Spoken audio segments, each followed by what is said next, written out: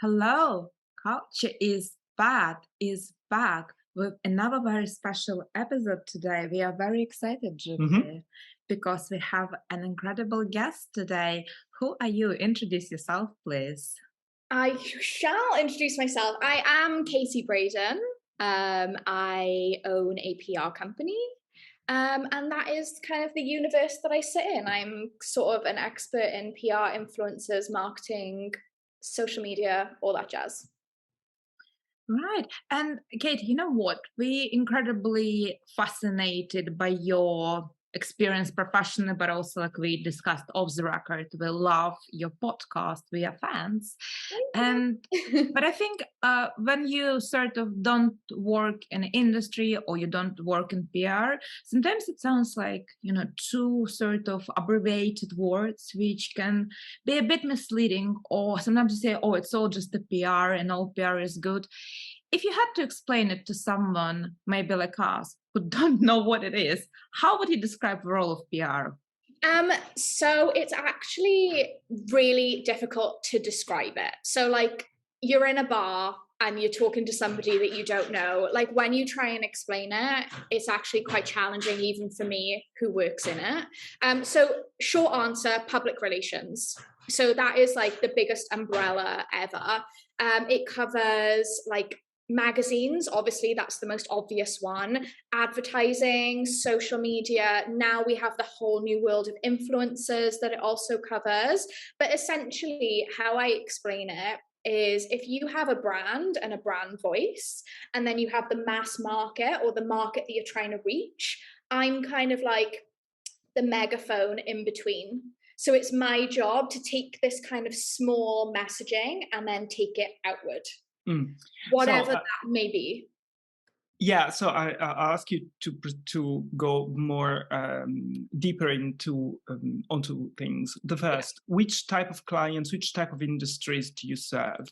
And the second is, does it, for instance, entail that when you work with a client, you find the right influencer to advertise their products? Is this, practically speaking, what you do with influencers? Yeah. Yeah, 100%. So I, at the moment, specialize in hair and beauty. So I'm very embedded in the beauty industry. But I actually come from the fashion industry. So I started in fashion. I started in high street fashion, which was what I like to describe as hell on earth. Mm. It was awful. Like it was possibly like the best like place to start, because I think it gives you like a sharp awakening of like, oh God, this is really like what is going on here. And it also taught me really fast how it's really important as a PR. You have a lot of power, and it's really important to have morals, like very like strong morals, because obviously working in high street PR, you're like, hang on a minute, what am I actually doing to the world? And then I went into really high end, so like the complete opposite. And then I found my way into a beauty agency. And then from there, I went out on my own, and that's kind of where my path has gone. So I have a lot of crossover. Um, and then with the second question, generally, like the pairing that you described is a huge part of PR. So whether it is like traditional media, like your magazines, or like events, or influencers, or celebrities, or even like models that you're going to put in a campaign, it's all about like this perfect pairing, like all the time, and building. It's a lot about brand association. So a lot of people accommodate, oh, we'll get a PR and then we'll get loads of sales. Like, yes, it can be a selling tool, but we're not salespeople. So a lot of what we do is brand building, brand story strengthening, and brand association, which is exactly what you said about pairing across all things. Yeah. Oh, No, go on, okay. All because right. then I have another question about this. Okay. Yeah. Katie, why did you decided to go into beauty and hair eventually from fashion? Personal interest, or do you think there's more potential in terms of business? So at the time, it was really circumstantial. It wasn't like this big, like strategic plan of mine. Like I had I basically, my education, I was at dance school. So I was always very embedded in like arts, culture. I studied in London. So like yourselves being based in London, you know, it's very immersive and you kind of straddle a lot of different things. So it was definitely something I was interested in. But I wasn't like, oh, I want to be a beauty PR. That was never like the scope for me. So basically what happened, I was working in a high-end agency and a lot of what they did was Fashion Week production. And as you know, Fashion Weeks are only twice a year. So essentially their yearly schedule, they would work like 6 months on and then 6 months off. So you'd have these huge periods of not working. And at the time I was like awfully poor, like the most poor I think I've ever been in my life. And my only goal was to have some kind of financial stability. And that was when I kind of just opened my eyes to other opportunities. And the opportunity honestly just came to me. And I was like, I should just take this and do it. And it's kind of gone on and on and on. And here we are. But it was definitely just like make it work, circumstantial, like take the job, run with it. That's what happened. God, you know what? I can really resonate with that. It's so like ironic. I think when you start in fashion and Yeah. you think, oh my God, like it's such a glamorous world of always beautiful clothes, designers. And I remember like you literally don't have money. You borrow money from your friends, like 50 pounds here, 50 pounds there. You're Yeah. like, okay, am I walking? Am I having a coffee? Like how I'm gonna afford next week? It's crazy. It's the whole irony somehow of this industry being so glamorous on the surface, and it's a very difficult level field to survive.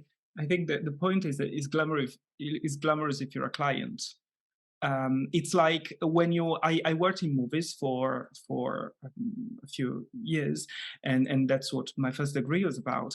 And when you work in movies, that you are usually the first thing that you notice is that makeup artists and costume designers are the people who dress worse and have the no makeup at all. And that is because they are experts in making other people beautiful for the screen, but then they don't have time to think about how they dress and present on set. And I think in fashion it's very similar. I mean, you struggle a lot unless you are, so it is glamorous for the client. Indeed. But I think industry kind of comes across in such a, you know, almost like euphoric utopian way, but in practice it sometimes can be very, very oppressive. I had a question for Katie, if you don't mind. You mentioned one key thing, that is the brand story, and you said if a brand has a story, etc. Now I didn't work in PR, but I did work in marketing, and one thing that I noticed is that most of the time, correct me if I'm wrong, a good PR, rather than working with somebody who has a story, has the humongous task of having to find a story, to build a story. And that's, I think, that what, in my experience, makes the difference between a very good PR and, and a lazy PR is like building the story around the client, seeing the potential of a story and empowering it. Is it my...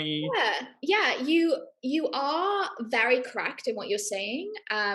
But it's something that actually was a question that came up for us before we started recording, which was about how I get clients, like the process of getting clients. And I think this really leads quite nicely into that because I learned very quickly that if you take clients that already have a strong story, as a PR, it makes your life like so much easier because everything that you're doing is very authentic. And I think that's where the problems arise. And that's where we're seeing a kind of jarring, especially in the beauty industry, because in the beauty industry, to kind of like really simplify it, you've kind of got two moving parts. Like you've got your huge brands, like your Clinique and your, those kinds of guys. who have been around for however many years, and they're all run by huge corporations, and they are founded on products. Like most of the time, the average consumer couldn't even tell you who the founder is, like where that even came from. They just know it as the huge monster that is, say, Clinique. And then you have all of your like more independent brands that are founder owned. Like, for example, a mutual friend of ours, Trishna, who owns Called Creatives, like that is the kind of opposite end of the scale. And I think by taking the Trishna kind of clients with Called Creatives, who has such like a wealth of story and has something that I touched on earlier, like incredible morals, me then coming in and going, okay, as a PR, we need to create a brand story. We have this like really full bowl of amazing like nutrients to then build the meal from. And I think that is really important, especially as a freelancer, was something that I wanted to kind of take power back in a way, because when I was working in agencies for so many years, you're basically there and they just give you your clients and you just have to PR whatever lands on your desk, no matter like if you hate it or if you love it or if you don't agree with it or if you hate the founder or if it's a perfume and you think it smells disgusting, like you have to just do the job. Yeah. And it can be extremely soul destroying because you're essentially just lying all day long. Like it's a real drain on your energy to be like, this is how this product is. Just to clarify, I think Trishna is a good example. Called Creatives is a good example. I didn't mean faking the story. I meant telling a real story, but seeing the potential, because sometimes entrepreneurs do not know, they have a story to tell, but they don't know they have a story to tell. So a good PR is the one that finds the story to tell within their real background. I didn't mean absolutely faking, of course. Oh, I mean, there's a lot of brands out there that have no story at all, and it is like completely fabricated. Yeah. Like I worked on a campaign a couple of years ago, and like the story was there, but it was like, this is really like, there's not much to really pull out here. And I did literally have to build the entire story. So there is like a side of it that is that. But yeah, you're absolutely right. Like there's a lot of founders and entrepreneurs, like designers, that they're so close to what they do, they can't actually see or communicate the amazingness of what they're doing. And it really takes, like, I find it really easy actually, which obviously is why I do what I do. And I just will sit with the founder and let them speak. And then at the end of whatever it is, you'll have like all of these points of like, okay, well, we need to tell people about these things. And then you can obviously then devise a strategy of each thing that you're going to say. Like, for example, with Trishna and Called Creatives, I've been working with her now for, I think, like 5 or 6 years. It's been like quite a long period of time. And I remember a few years ago, she made this, the makeup brushes that were made from rice husk. Yeah. And it was like an amazing, like eco innovation. And we were sat at dinner and we'd been working on this launch for like a few months at this point, and like the press release was done and like we knew what the communication was going to be and everything. And then she just randomly came out with the fact that it was made of rice. And I was like, whoa, stop there. What did you just say? Because to me, like that is a huge story, but to her it was like, oh yeah, I just made it of rice. And I think that is the same thing across a lot of founders and designers. They're more focused on their art or whatever they're creating. And it's up to you to kind of come in as like the all-seeing eye and then make that relate to society and culture. And when you get brand, like a new client, do you usually do like a whole audit of their business when they approach you? Or do you usually ask them first what they want? Do you have any sort of a step-by-step approach of onboarding new client or even testing if it's gonna work? Yes. So when I first have somebody approach me, I'll go off and do my own little investigation, which usually includes like stalking their social media and their website and checking out all of that stuff. This part is really important because I think over the years, I've learned to spot kind of like client red flags. So there are certain things where I'm like, yeah, no, you're not for me. Give us a few examples of red flags. Everyone likes a red flag. Yeah, of course. Everyone loves a red flag. So I remember once, so it was a new business call that came in, and it was in the middle of the pandemic. So we were like midst of lockdown, like everybody was like, your business is going to close, like nobody's going to survive. It was that kind of mindset. And usually I never would have taken the call because the brand was just like, I've seen it before. Like I've seen it before a million times. And we have this a lot in the beauty industry at the moment where like, if I see another eyeshadow palette, like I can't.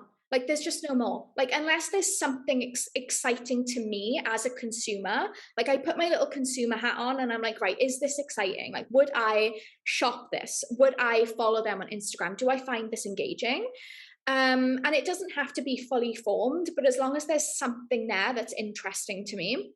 And this brand wasn't. It was very generic. It was like just a normal hair care brand, nothing exciting. But anyway, I'm on this new business call because we're in the pandemic and my brain wasn't working. So we're on the new business call, and I am really, so one of the things that I'm really, really, really harsh on are people's sustainability efforts and your eco messaging, because I just think like it's 2022, the earth's on fire, like we need to maybe check if we're not using plastic. Like that's a big thing for me, and also for press, if I pitch something that's not sustainable, like it's just not going to happen.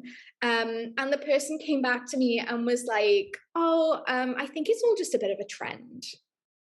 I think like it's a trend. He was like, everyone's going to carry on using plastic because it's the cheapest option. Like everybody's like messing around with cardboard boxes and like all these developments. And he was like, no, I just think like eco-friendly, it's all a bit of a trend. And I was like, red flag, goodbye. I was like, no, like things like that. I think like what's really important to me, especially when I'm talking to a founder, is that their morals align with mine in terms of our businesses. Like, I don't care what your favorite color is, but I do care if you care about plastic, you know, like those kinds of things for me. Also, like a red flag, but not an irreversible red flag, is like lack of inclusion or lack of diversity. I mean, I've seen a lot of brands recently that I've spoken to on like new business meetings where they're really keen to improve in those areas. And at the moment, their Instagram is like all white people. And I'm like, okay, like that's something we can do. And we can, you know, if it comes from the brand first, I think it makes sense. But when it's like, oh no, that's my target audience, like red flag, you know, those kinds of things. It's more like a moral, like a business moral code, I think. It really resonates with me when you did The Power of No episode. Yeah, exactly. Yeah, with me as well. That is a great, strong idea. It's my favorite word. No. Yeah, no. I just think like I have this, I talk about energy a lot, and it does link back to spirituality, but I also think if we all think of ourselves as like a little Duracell battery, like there's only so much we can do at like top capacity. And I am really dedicated to doing really good work and really good stuff. And I just can't do that unless I say no to like 70% of stuff. Like it has to be really good and really exciting for me to like get out of bed and attack it every day. Because otherwise, like, what's the point? Boring. It's so boring. We only have like so many years of life. Like, why would you want to be working with boring people? Very true indeed. Did you ever have to say no, which was very difficult? Like you really had to think a lot about it before you said no? Yeah, 100%. Like it's really difficult, especially when you work on your own. Like I'm like almost 7 years into working by myself now. But in the very beginning, like when I started my company, I think I had like £200 in my bank account or something like stupid. Like in hindsight, it was probably a bad decision, but then in terms of like how it's worked out, great decision. But saying no to money is really difficult. from a business perspective, from a life perspective, because at the end of the day, like as much as we say like, oh, we want to work with cool people and we want to do this and we want to do that, like we're still not a charity. So we still need to be paid for the work that we do. Like I don't work for fun. Like I work to earn money, you know? So that is probably the most challenging thing. And I think it's also where a lot of PR agencies really struggle. And it's something that I saw from people working above me as I was working myself up, was they would constantly say yes to things because it was a good paycheck. They needed the paycheck because they've got all of these overheads, but fundamentally it wasn't right and it would always go wrong. And that's why you have these, like, they call it a revolving door of clients, where it's like they'll come in, they'll leave. More will come in, more will leave. And that's really difficult because I think good PR relationships are usually long-standing. But yeah, saying no to money is definitely the most difficult. And we obviously spoke a lot about business and serious side. What was the most funny or ridiculous episode in your 7 years of PR career when you obviously were freelance? I mean, a lot of it is like quite serious, as you say. Like a lot of the work that we do is very serious. I think like the funniest times were honestly when I was working in agency. Like when I was coming up as a junior and interning, like when I actually think back to those times, like I was unhinged. Like I was not right. Like there was something not right in my brain, because it was like you would never make that decision now. But I was thinking about this earlier, and when I was working in one of the agencies, I was like a junior executive, which is you're basically an intern. And we were doing this event for Nico Panda, which was like so exciting. And it was at Selfridges, and like there were celebrities there, and it was very like Devil Wears Prada. And I was like living my best life. I was like, oh my God. Is it Nicola Formichetti's brand? Yes, yes. Yeah, so this was like a fair few years ago now, like when they were like very small. Yeah. But yeah, it was like a moment of, I just thought I'd made it, even though I was an intern and I had no money. I was like, oh my God, this is amazing. But there was this other girl working with me who was actually an intern. Like she was only on like a 6-week, like something like that. And she'd come from a university, I think, up north. So she wasn't like versed in like the culture of PR, which is very closed, like hence why it's so difficult to explain it like at the beginning of the episode, because it's very like smoke and mirrors. Like you only see what you like need to see, and that's it. So anyway, she was working with us and she came to do this event. And we were told by the founder of the agency, like, under no circumstances can you take pictures. Like you are not allowed to take pictures. And this was before the time of like how Instagram is so big. Like this was around the time where we were still like taking pictures on our phone, putting an Instagram filter on it, and then pressing post. Like that was the vibe. And we were told no pictures. So we were standing in this event, and then I kind of looked to my right, and A$AP Rocky is standing there, which is obviously like very exciting. I mean, I would get very excited. Yes. I'm so excited. I actually delivered clothes to him for a whole week, and it was my life was made. Oh my God, Katie, I'm jealous. I was giving the shoes, and I was like, it was the best thing ever. But yeah, so we were standing there, and we were told no pictures. So we were like, no. So I am quite sensible, and like when I'm in work mode, I'm in work mode. But this girl was like crazy, and she was like, no, I'm going to take a picture of A$AP Rocky because no one's going to believe that I'm standing right next to him. So she gets her phone and she was like, I know how to do it. No one's going to know I'm even taking a picture.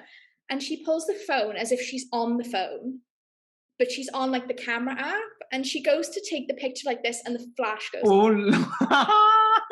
and it was like at the moment I just died, because I was standing right there and my boss was in my eye line, and she saw it, I saw it, the interns in between, and I was like, she's done. Like she's done.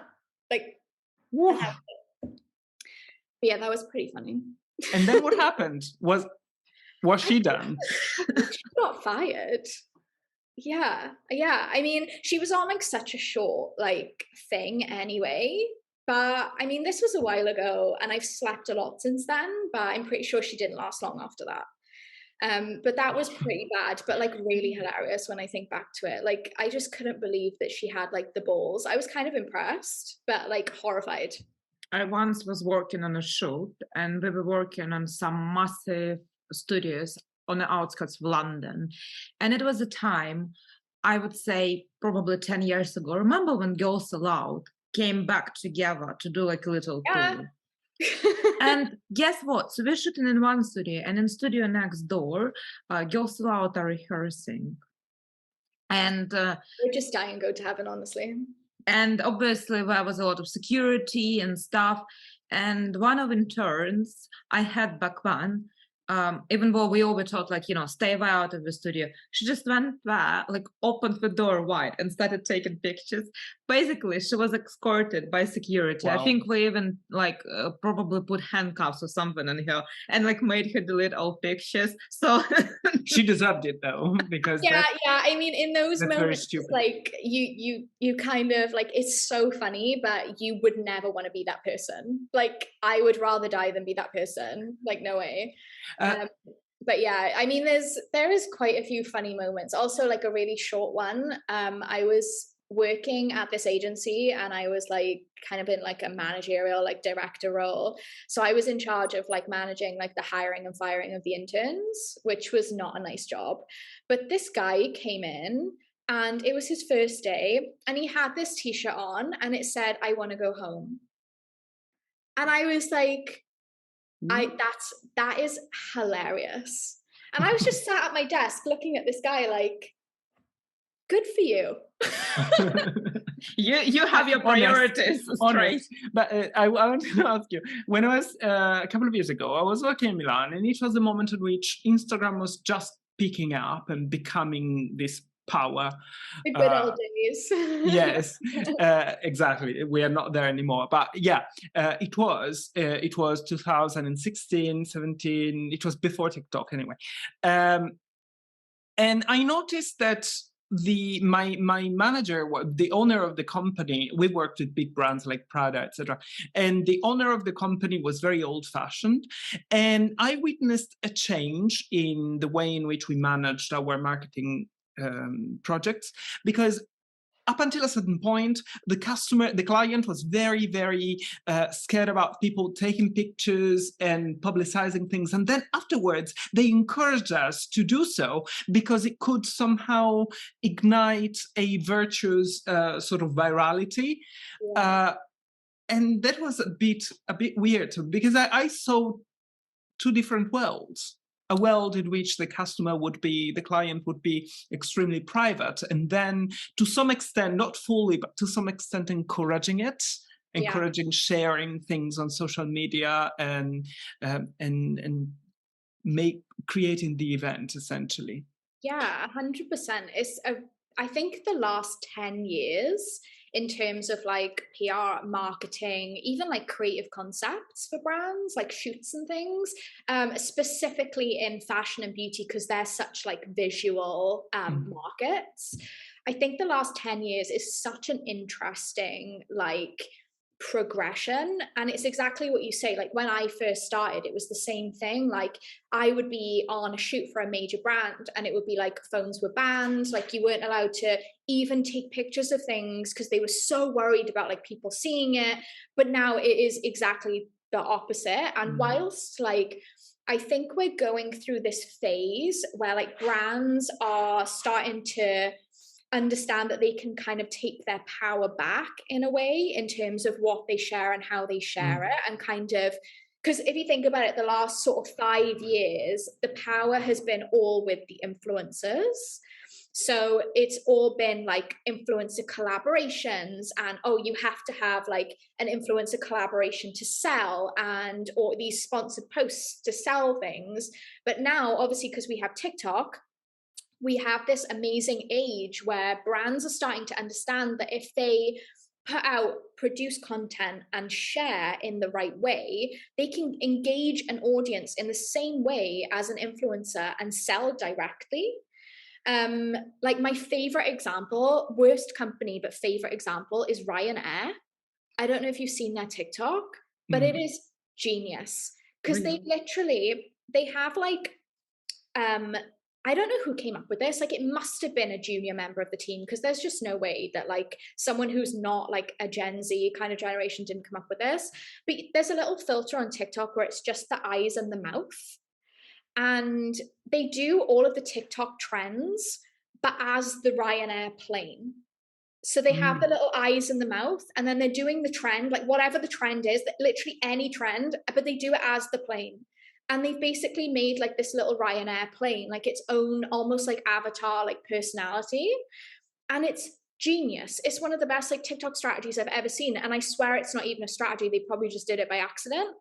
But Yeah, it's such but a good example. I read a study that explained why we are witnessing the sunset of the traditional social media, like the big ones, like Yeah. Instagram, and the TikTok is taking off. And basically, what they came up, the reason why this is happening is apparently that Instagram is very produced, is very polished, and this polishing and production that you see on Instagram, this glamour creates a distance between the client and the brand. Whereas on TikTok, because everything, even if it's produced, it needs to seem as if it's not produced, as if it's genuine. Very And this authentic, right? genuinity is authentic, exactly, and therefore connects with the Yeah. client much more.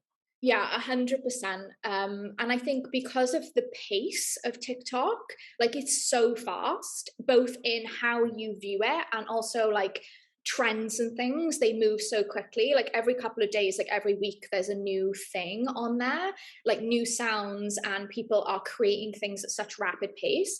It kind of forces people and brands to be a lot more reactive, and you can only be reactive if you are real. There's almost no way, I think, to be successful on TikTok with the traditional like social media planning that we saw on Instagram. Like it was getting to a point where businesses, like big businesses, would be planning their Instagram feeds like months in advance. You can't do that on TikTok.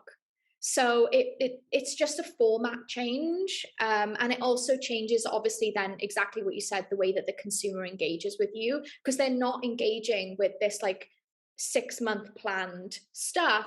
They're engaging with the here and the now, Yeah. which also really resonates into like if we take it back to fashion, how with like fashion shows and ready to wear, like everything is now like you see it and you can buy it.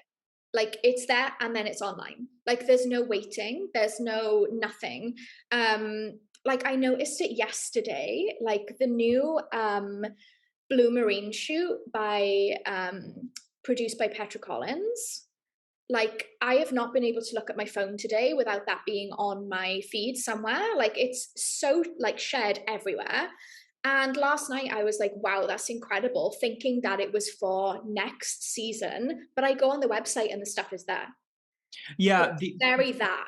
this system is called See Now Buy Now, Yeah. and it was started because it was one of the first brands to embrace it was Burberry, because they had that PR disaster, the pictures that were taken of the lovely what's the name of that actress of EastEnders, Danielle Westbrook, in 2002, and that made the brand realize that because they were becoming so associated with the certain demographics that they didn't want to be associated with, they were too popular because they were giving the brands that created copycats the time to do so. Therefore, they thought, if we don't give them the time, the 6 months time between the show and the sales, if we don't give them the time, we will avoid cheap copies of our clothes, and therefore we will improve the brands. And it was a good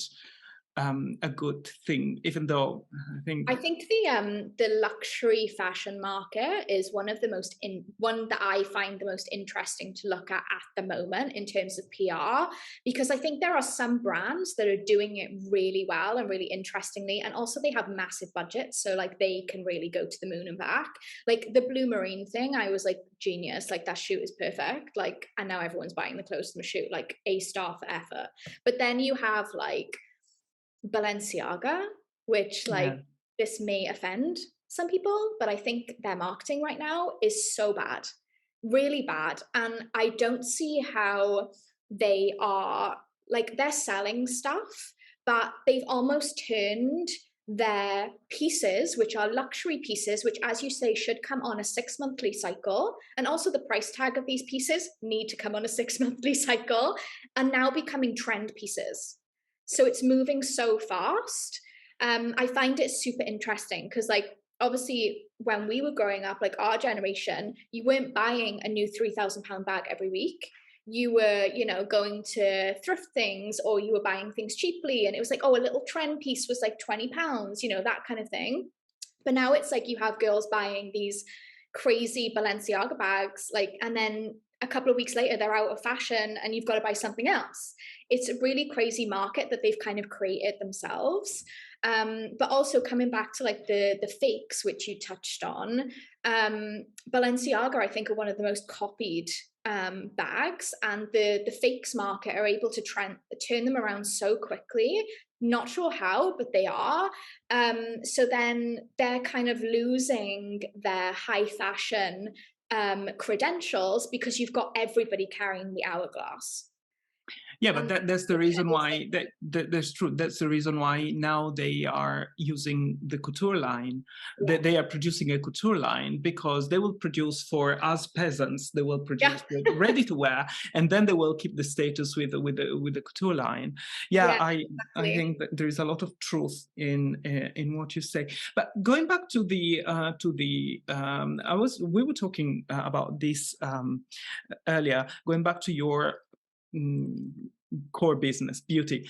One thing that I consume a lot of, even though it's not visible, I consume a lot of beauty products. I mean, so do I. And treatment.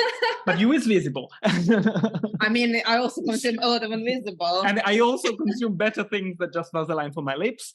But one trend that I noticed now is that I come from the Clinique generation, right? One of the first not so cheap brands, not expensive, but not cheap brands that I started using was Clinique. Same. Yeah, I think that's the entry brand for young people in general. But until you realize that it's full of crap.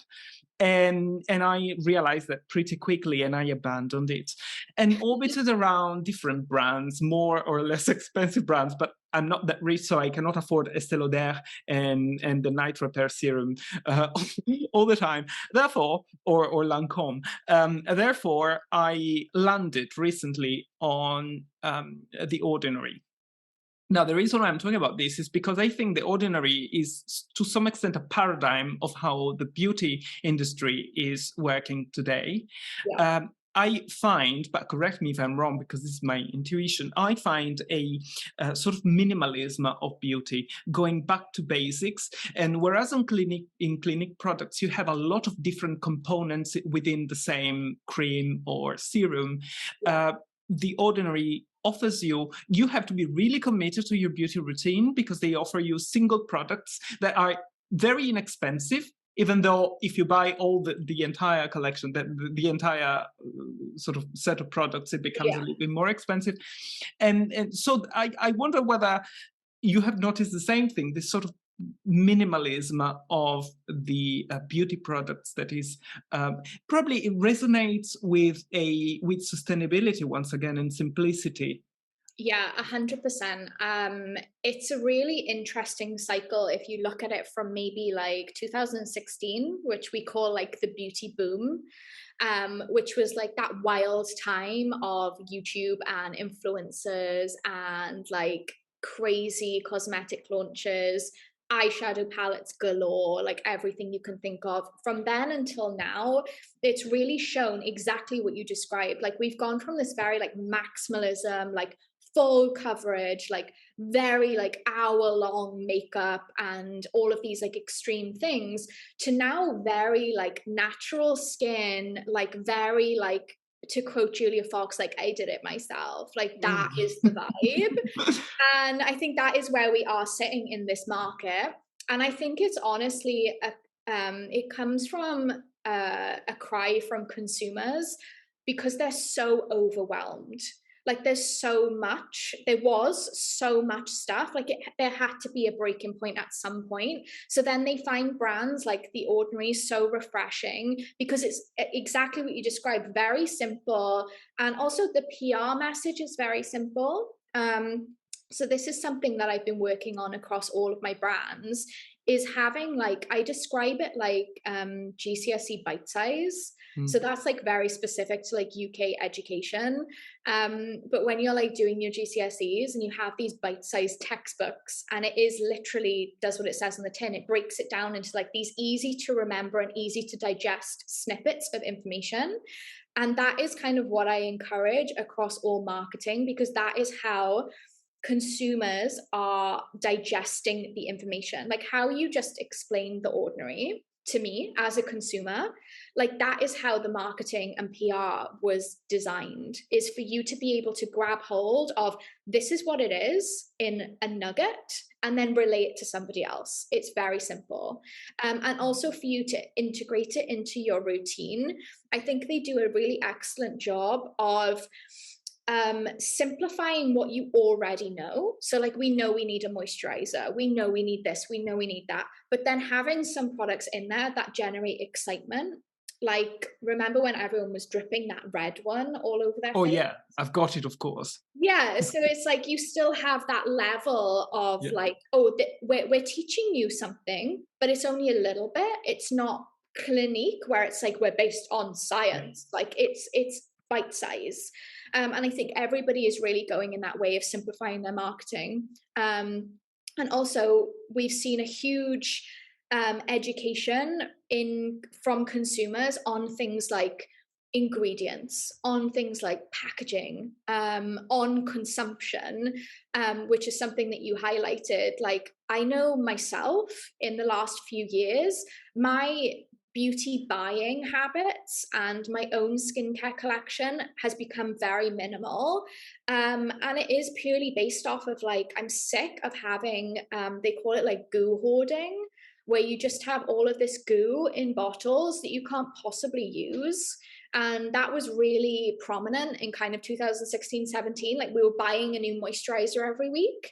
Whereas now I think we are more conscious. We're buying less, we're buying smart. We're also in a cost of living crisis. So that is something, because there was a study done recently that's floating around, and I can't remember the exact statistics, but basically the thing that people cut first when they're trying to save money is beauty products, like haircuts, treatments, because it's all things that they're not seen as essential. Like, we saw it during the pandemic. Like, who were closed the longest? Hair salons. You know, like, they're not seen as essentials, even though to a lot of people would argue that they are. I would argue that they are. But, you know, when it comes down to the money crunch, you are going to pick something like The Ordinary over your Clinique. I also think that with brands, like if you are looking at like a Clinique versus like a smaller company, coming back to like PR morals, which I talk about quite a lot, we pick brands like we pick friends. So you look at the brand and you kind of go, okay, what do we have in common? And if you have things in common, like the same morals, you stand for the same things, you know, even like you like the packaging, you know, all that kind of thing that you look for in a friend, that is how people are now shopping and finding new brands. Whereas before, like the whole Clinique generation, it was like kind of like a heritage thing. So like, for example, my mum, she always used Clinique, still does use like full Clinique. So to me, it was like, oh, obviously that's the only thing on earth. But now we're kind of shopping for ourselves more. Also, we shop for the product, they shop for the brand. This is a big difference between next generation and millennials. And I mean, baby boomers and next generations versus millennial and Z generation. 100%. Yeah, because if that's so true, like full brand buyout is like not anymore. It's not because in the old, like my grandmother and my mother, they would have bought a bag because it was from Gucci. Now we would buy a bag from Gucci if Gucci has the right morals. So we are buying the products and the values. We're not buying And the message. And the message. We are not buying. I wanted to ask you if you think that these two things. First of all, if you think that this simplification of communication, which is brilliant what you said. I didn't think about this. If this is something that has to do with the fact that brands have to compete for information today because we are bombarded by so many offerings and information. And TikTok is non-stop. The feed it's overwhelming. Exactly, and the Instagram feed as well. So if they are, is a strategy of survival in a world that overcrowd with information. So this is the first question. The second is another trend that I saw for a few years now, which is the fact that brands advertise not what is in their products, but what is not in their products. So for instance, the problem with Clinique is that there is a lot of silicons inside and plastic-based components in the creams, and whereas Kiehl's, when Kiehl's came out, was exactly, I think, the big momentum for the Kiehl's took momentum precisely because it didn't contain something, not because it contained something. Yeah, definitely. So to do the second point first, yes, I think it's kind of a fine line, because much like how we consume content in the first point, like you said, everybody is competing. It's kind of a moving trend. Like what brands are showing on the surface as their kind of like bite-sized message, I think is ever evolving. And we've just gone through a phase exactly as you described, which is very much like paraben free and vegan and cruelty free. And we don't have all of these things. Like we went through a period in beauty where, you know, everyone was explaining things as like nasty ingredients and like bad ingredients. And there was this language around clean products.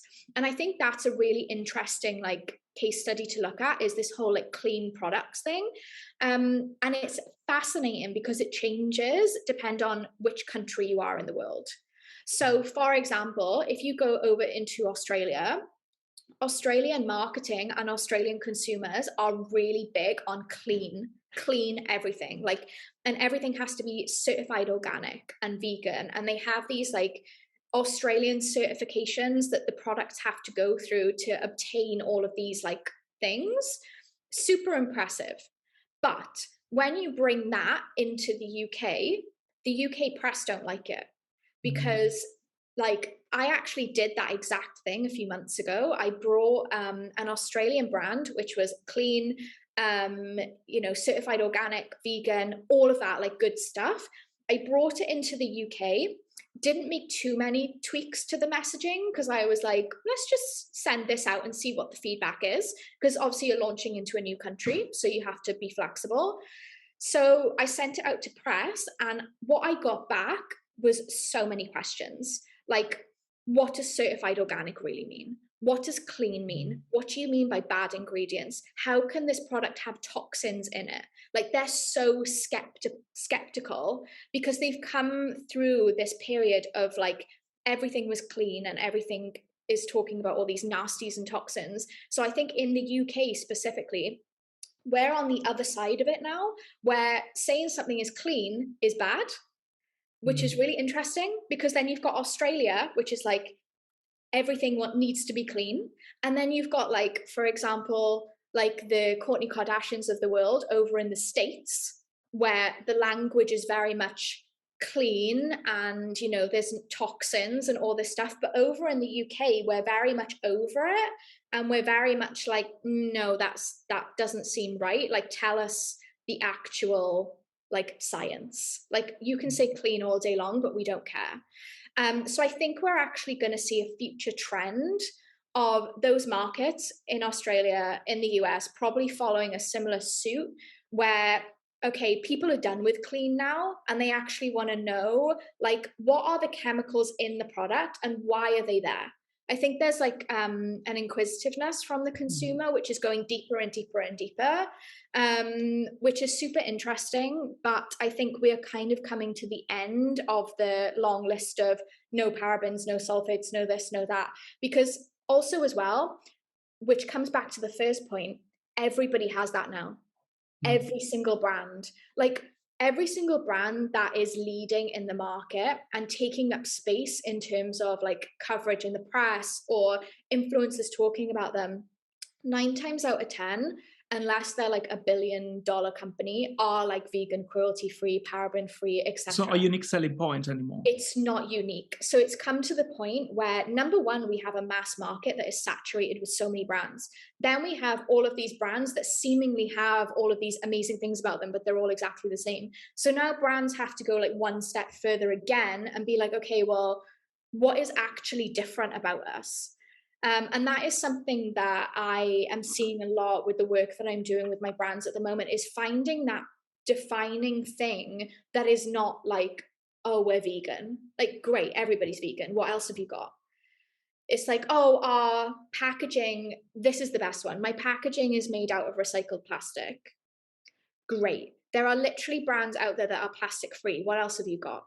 Like, there's got to be more. And I think that is really positive, because I think it's going to not stop. I mean, this, in an ideal world, it'll slow down the amount of product launches we're seeing, because people are going to actually have to dig deep and innovate before they bring a product to market, because otherwise there's no point. Katie, and I think from our perspective, being based in London, it is incredibly diverse and multicultural and international city. GP also comes from Europe. I have Eastern European heritage.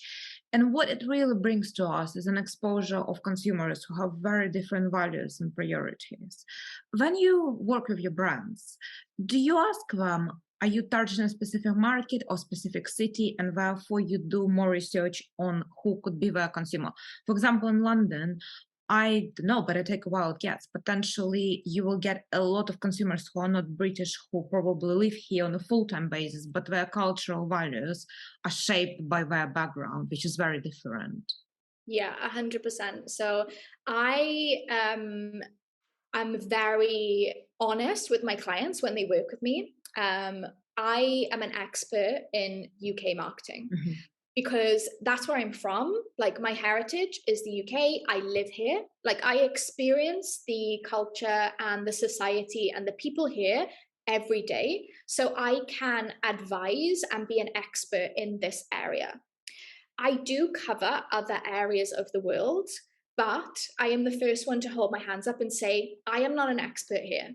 Like, I am not sat in Australia talking to Australian people every day, walking around in Australian shops, like shopping Australian brands. Like, I really think to be an expert in a region, you have to have lived there or lived there recently, because otherwise it's just like you're guessing. You're basically guessing, or you're making decisions which are really important business decisions based off of like what you see on social media.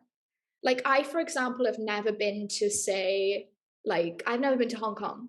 So if I'm advising somebody about their marketing strategy in Hong Kong, the only information I have is what social media is showing me. So I'm already on the back foot. So I very much specialize.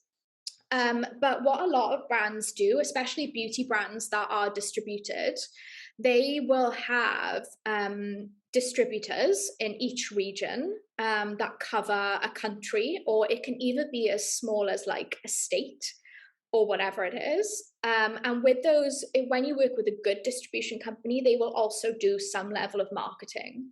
So then you will also have like, so you'll have your main hub. So say like you've got me in the UK, who's the main hub and is like designing all of like the key brand stuff. And then that kind of filters out like a tree across all of our other regions. And then their regional teams will take the brand and make it relevant to their market. Like, we see it a lot with brands that convert into the Middle East.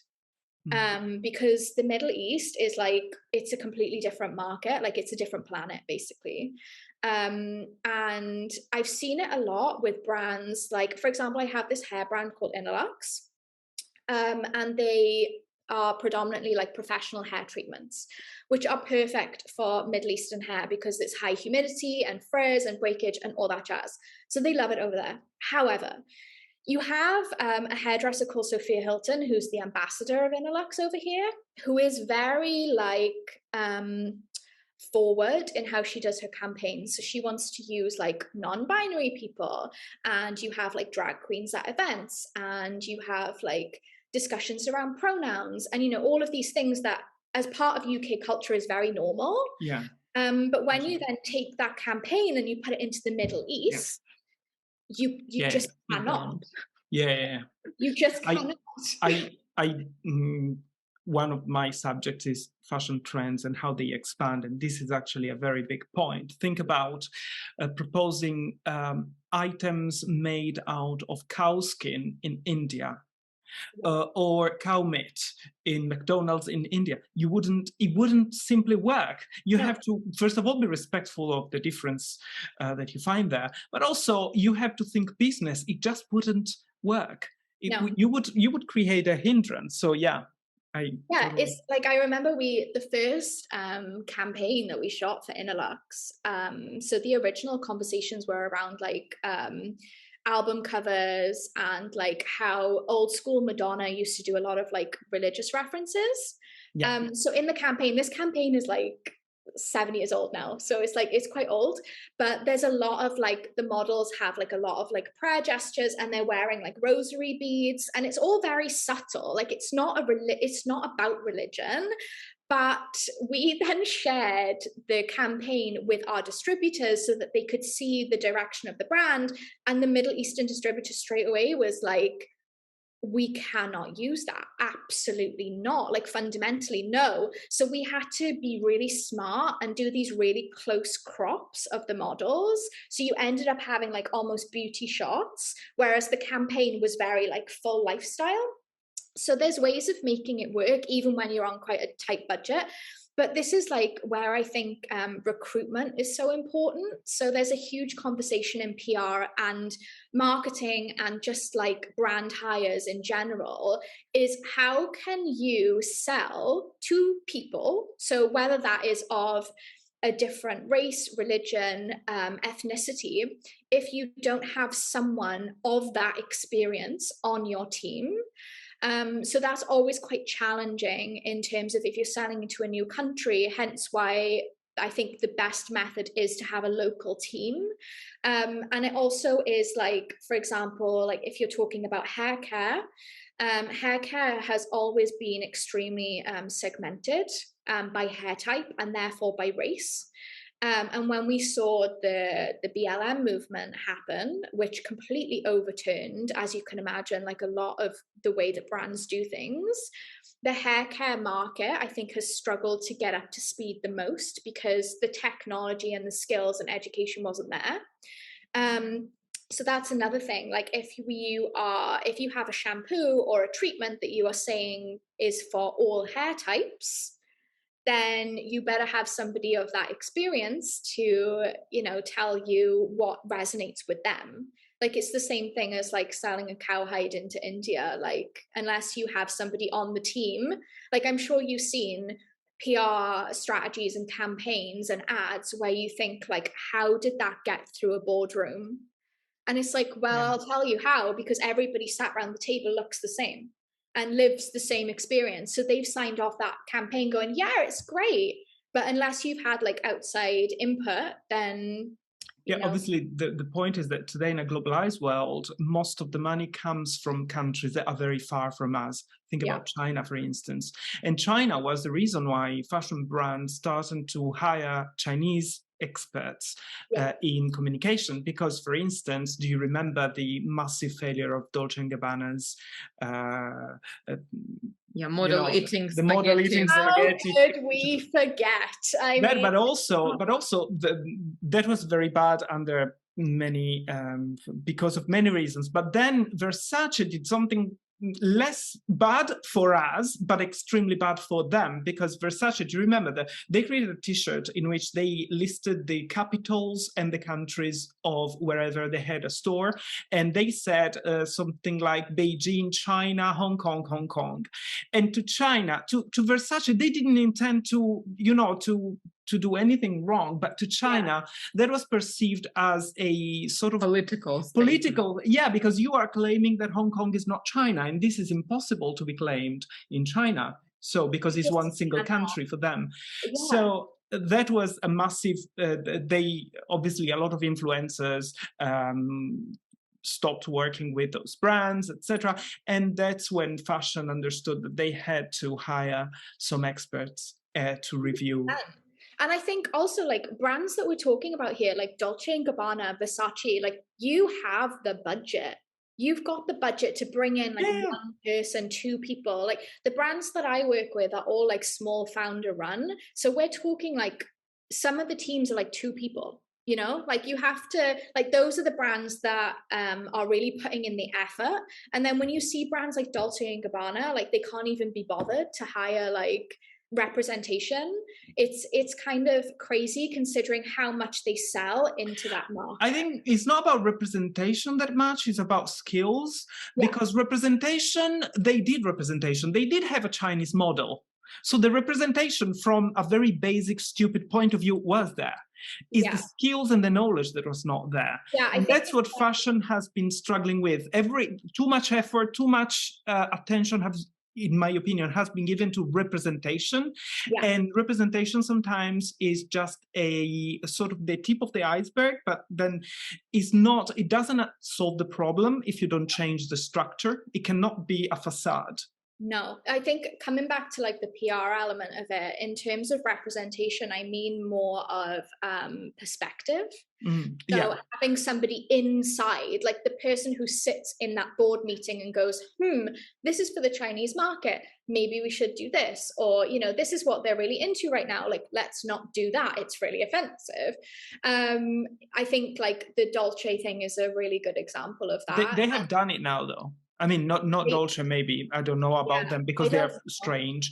But they're strange. But other brands have done it big time. Yes. And I think that is really important. And I think that was actually something really positive that came out after BLM, is people understanding that it comes from the inside. And having a wealth of perspective is wealth. Because as you say, like your example of them using a model, like that's really easy. Like we can all hire a model and go, oh, look how diverse this is. But it's not until you actually respect like the perspective and have people come in and actually consult. I think that is really important. And that is something I think that we're seeing a lot in terms of like making PR and marketing and advertising decisions. Like, you just have to. I think in this day and age, there's no excuse not to. Katie, we are very fascinated by your podcast, the PR department. We would like to find out why you decided to start it. Is it a message, or do you have some big plan behind it? After all, you are the person who knows everything about self-promotion as well. Yeah, I mean, I have this conversation with my friends all the time, and I think I drive them crazy because there is actually no plan. There is no plan and there is no strategy. So basically how it started, so back in like 2019, like before the pandemic, so I specialize a lot in digital PR, influencers, social media.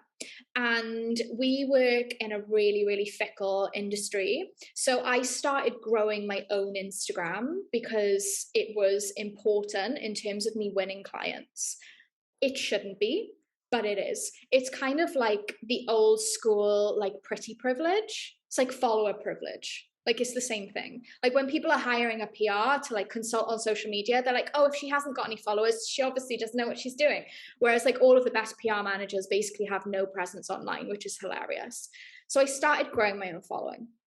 And with that, over the pandemic, when we were all locked at home, I was doing these long form like IGTV videos. on like behind the scenes, like PR topics. And it kind of all went from there. So I then started getting like really good views on my Instagram, like my following was growing, and it was content that people were really engaging with. Then Instagram came in, as Instagram does, and just decided to like get rid of IGTV. And they were like, no, nobody needs that. We'll just get rid of it. So they then brought in Reels. And obviously, like, you've been talking to me for an hour, you know that I can't make a point in 60 seconds.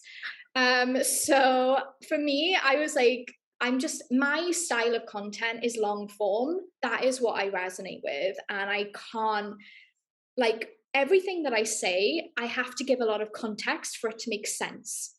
And I can't do that in a 60-second reel. Like, it just doesn't work for me. So I was really frustrated with Instagram as a platform because the videos weren't doing well. And I was like, this is really annoying.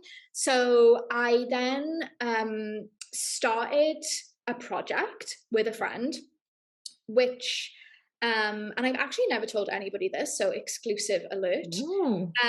Exclusive, guys. Oh gosh, you've gone bad.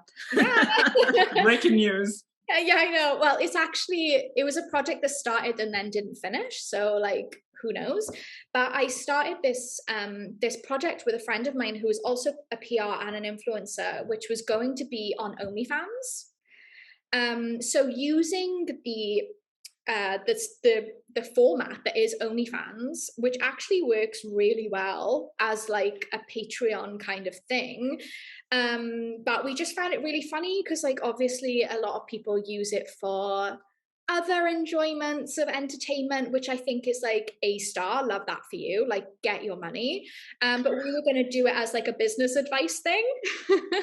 And it was all really funny because it was like very ironic and people were like, you can't call it that. And I was like, it's funny. What do you mean? And then when I was telling like my parents that I was going to do OnlyFans, like, that was kind of a hilarious conversation because they were like, what? And I was like, no, it's like a business advice thing. And they were Dressed. Only fun about dressed. I'm gonna give people business advice on OnlyFans on how to do well. Yeah, so we were like doing this whole thing, and then we were like filming a lot for it, and then it ended up like not happening because like we both just got like mega busy. So that was like a loved project that never came to life. But then it kind of inspired me to just jump on a different platform and give it a go and be like, do you know what? Instagram is kind of like a mess. Let's just go and do something else. So I then used the time that I would have spent doing IGTV and I just shifted it over to doing a podcast.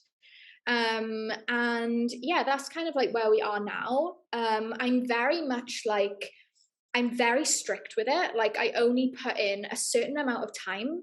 Like, I'm not going to spend days on this podcast. Like, I'm filming it for an hour. Like, I'm recording it for an hour and that's your lot. Like, that's it. Like, Trish always goes mad at me because she's like, you need to get a better microphone.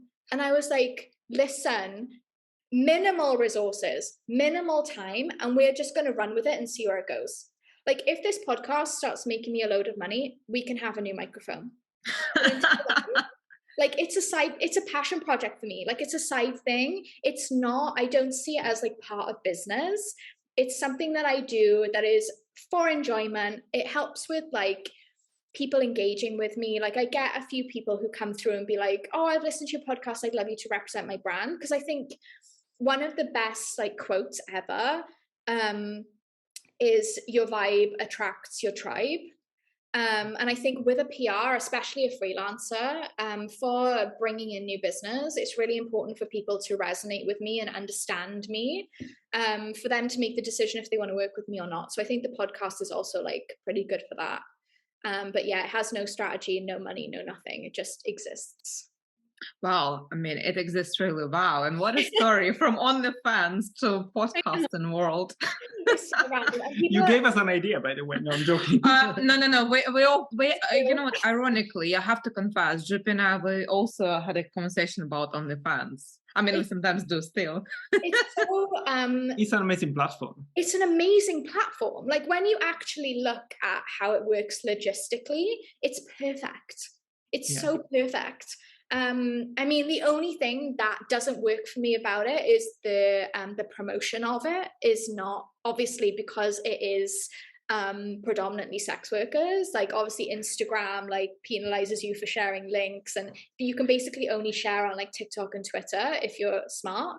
That's the only thing. But I think if you have an existing following, like for example, for you and for me, like if we had existing voices, like you guys have this podcast, if you were then to go on to OnlyFans, it's kind of like just another, you know, it's another platform for your followers to enjoy. So yeah, I think it's super smart. I still would do it. But yeah, maybe. One day, Who who knows? knows? Who knows? It's all down to time though. Like it all is down to time. And when you are freelance and you work for yourself, like I know it's so cliche, but time is money and you have to pick what you invest in. And you can't do it all. You have to be very careful with your beauty brand choice, fashion brand choice. Exactly. Everything is very like a game of chess, I feel. Like you can't just do things for the hell of it. It's like it has to have a reason. Otherwise, there's no point. Oh my God, Katie, I feel mega inspired and I learned so much today. I think our listeners are gonna have like a whole degree in PR and some even additional, you know, exclusive extras. Thank you so much. I am sure we, throughout this episode, we answer the initial question, what do you do? I think now people who follow this will have a very clear idea of not of how to become a PR. Yeah. But how to open what it entails. I think thank you so much. Thank you for having me. It's been wonderful. Thank you. Thank you. We'll add all your handles and everything in the description of our episode, and it's just beautiful. And we will discuss a secret pool which will be on Spotify, and our listeners shall find out what will be the question, which we will probably discuss later. But anyway, thank you so much, and it's been fantastic. Till next time. Till next time. Bye. Bye.